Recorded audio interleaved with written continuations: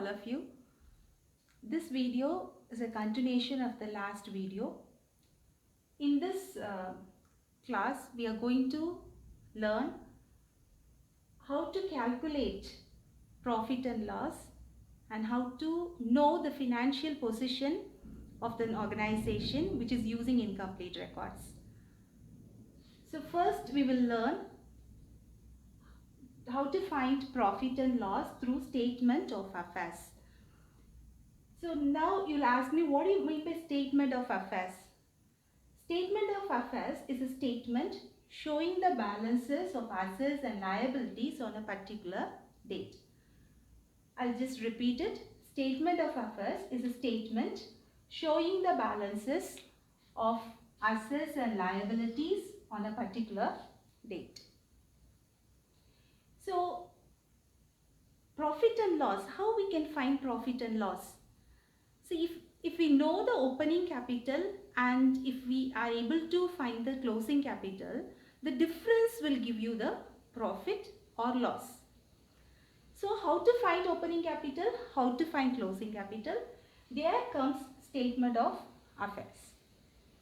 So, now as I have marked it out here, it's a statement showing the balances of assets and liabilities. Now here arises a question for us. It's an organization where only cash accounts and personal accounts are maintained. So how we will get the values of assets and liabilities? Yes, here we use our memory and the source documents to find the values of assets and liabilities. With the help of that, we will be able to find the opening capital as well as the closing capital, and the difference of which will give us either it is profit or loss. So now we'll move on to the format of how to find the profit and loss and also the statement of affairs. With the help of the formats, we'll be able to solve and find the profit or loss or the financial position of an organization with incomplete records. This is the format to find out the profit or loss of an organization using incomplete records. As I already said, we find the difference between the closing capital and the opening capital, which will give us the profit or loss. But while calculating, we have to find adjusted closing capital. You may ask why. The reason is drawings made during the year should be added because it will reduce the closing capital. Likewise, additional capital have to be subtracted because it will increase the closing capital. So by doing this, we get the adjusted closing capital, which will help us to find the true profit or loss. So capital at the end of the year plus drawings less additional capital will give us adjusted closing capital. When we less opening capital, from that we get the profit or loss for the year. Let's make it very clear by doing a problem. So problem 1. From the following particulars, ascertain profit or loss. So in this particular problem, capital at the beginning of the year, that is 1st April 2016, is given as rupees 2 lakhs, and capital at the end of the year, that is 31st March 2017, is 3,50,000, and additional capital introduced during the year is 70,000, and drawings during the year is 40,000. Let's calculate the profit or loss. So the solution, let's see the solution. So here we have taken the closing capital as the base, that is 3,50,000, and we are adding the drawings during the year, that is 40,000, that gives us 3,90,000, less additional capital 70,000. So we get the adjusted closing capital as 3,20,000. Now with this we less the opening capital, that is 2 lakhs. So we get the profit 1,20,000. 20,000. Here you have to note that if the opening capital is more, say for example, if it is 3 lakhs and above, then automatically as adjusted closing capital is 3,20,000, we will get a loss. Let's see one more problem. Problem number 2. From the following details, calculate the missing figure.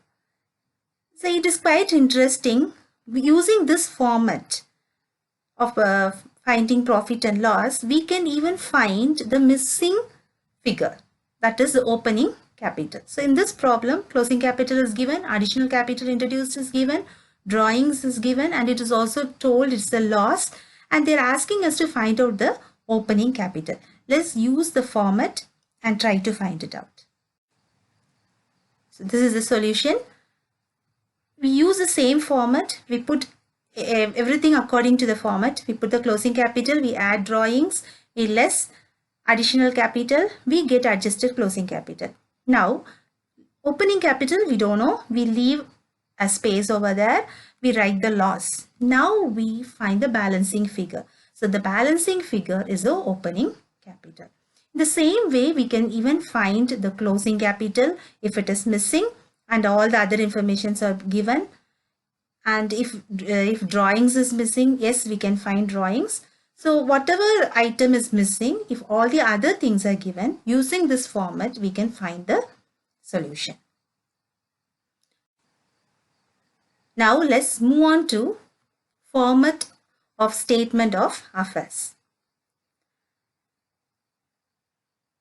So this is the format. While seeing this, we just immediately, it looks like a balance sheet. Yes, statement of affairs resembles a balance sheet, but this is not a real balance sheet. This is just values, estimated values of assets and liabilities, which will help us to find the capital. So this statement of affairs helps us to find the capital. So we have put that on one side and the liabilities on one side. The balancing figure will give us the capital on that particular date. So problem number 3. David does not keep proper books of accounts. Following details are given from his records. So a person called David, he's not maintaining proper accounts. So some details are given. Using this, we have to prepare statement of profit or loss for this organization. Let's see the solution. Calculation of opening capital. So statement of affairs. Here we are using the statement of affairs format, and we are finding the opening capital. So already when we see the question, there were two columns which gave the opening balance and the closing balance. So using the opening values, we are finding the opening capital. So we get the opening capital as 4 lakhs. On to the next, calculation of closing capital. So as we see in the question, the closing values were also given. So taking the closing values, we can find the closing capital. So assets on one side, liabilities on the other side. The balancing figure is 4,42,000. So that is the closing capital. So now we know the opening capital and closing capital. We will move on to the statement of profit or loss for the year ending 31st March 2019. Yes, the closing capital 4,42,000.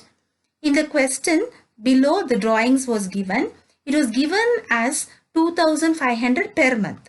So we are writing 2,500 into 12. That is 30,000.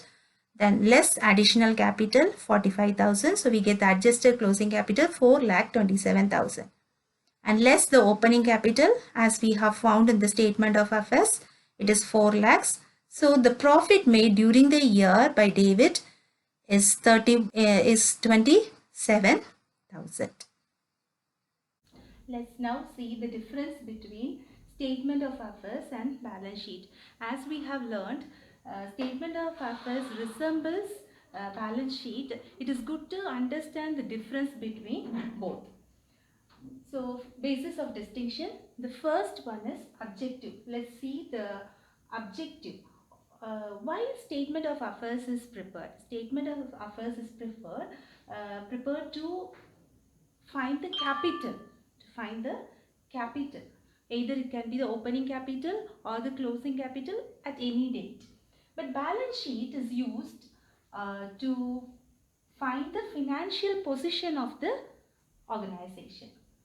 Okay, next when we come to the accounting system, balance sheet is purely based on the double entry system, whereas statement of affairs does not follow double entry system. Basis of preparation. When we talk about the basis of preparation, here for preparing statement of affairs, we use the source documents and estimates. But when we talk about balance sheet, we have ledgers which are prepared under the double entry system. When we talk about reliability, yes, statement of affairs is not reliable as it is not according to the accounting principles. And balance sheet is a reliable source document.